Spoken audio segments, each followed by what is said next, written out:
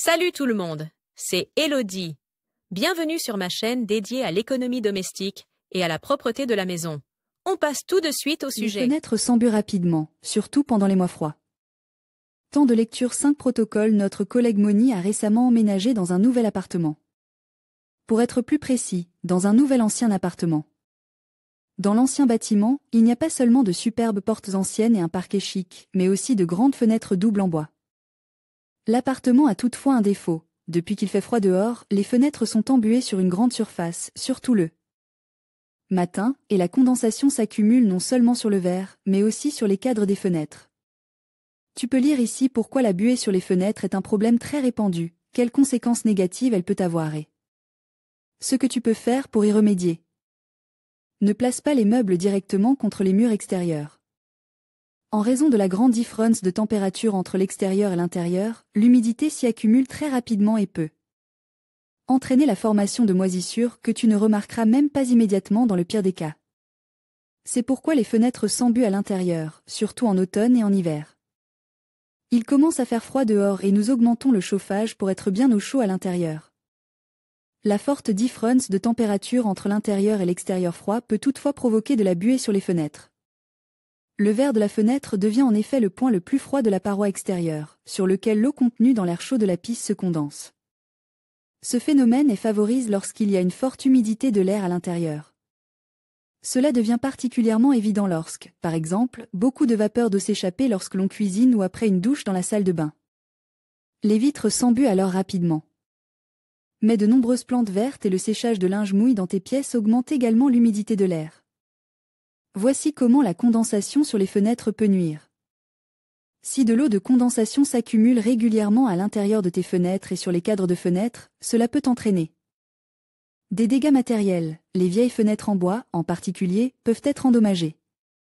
Le mastic d'étanchéité entre la fenêtre et le cadre peut se détacher, la peinture s'écailler et l'humidité s'infiltrer à l'intérieur du cadre en bois.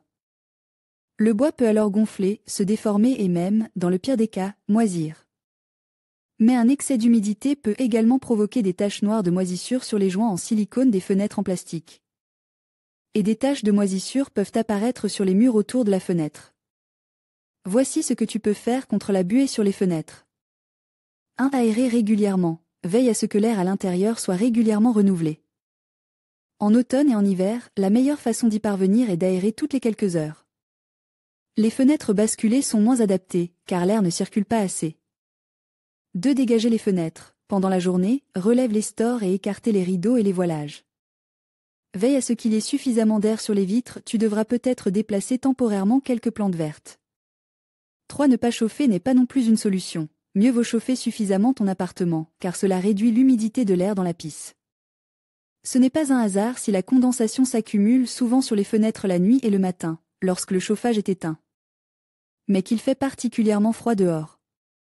4. Absorber l'humidité des vieilles doubles fenêtres. Remplis une vieille chaussette de litière pour chat et place-la entre les doubles fenêtres. La litière absorbe l'humidité. Tu peux aussi y placer un bol de sel.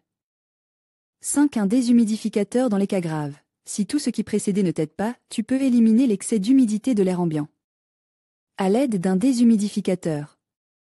Dans des cas aussi graves, il recommande de faire appel à un spécialiste. Tes fenêtres peuvent être trop ou pas assez étanches ou l'isolation thermique des murs extérieurs peut ne pas fonctionner correctement. La condensation affecte-t-elle ma santé? La condensation peut avoir des effets négatifs sur la santé.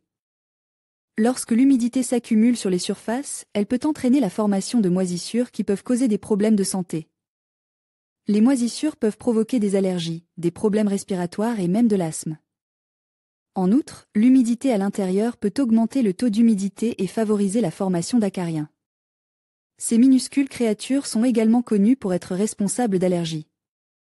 C'est pourquoi il est important de lutter contre les causes de la condensation, telles qu'une mauvaise isolation, un manque de ventilation ou des fuites dans les canalisations. En évitant la condensation, on peut protéger sa santé et créer un climat intérieur agréable. Cet article a-t-il été utile?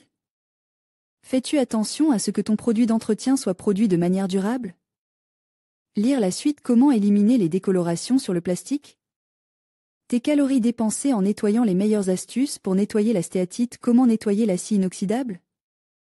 Nettoyer un sol en pierre. Comment faire? Conseil pour nettoyer l'email, que ce soit la baignoire ou le four. Entretien des matériaux. Nettoyer et entretenir le plastique. Nettoyage extérieur. Nettoyer la salle de bain. Laver le sol en dents. Les surfaces. Famille. Organiser le ménage. Entretien des vêtements. Nettoyer la cuisine. Agir de manière durable. Linge.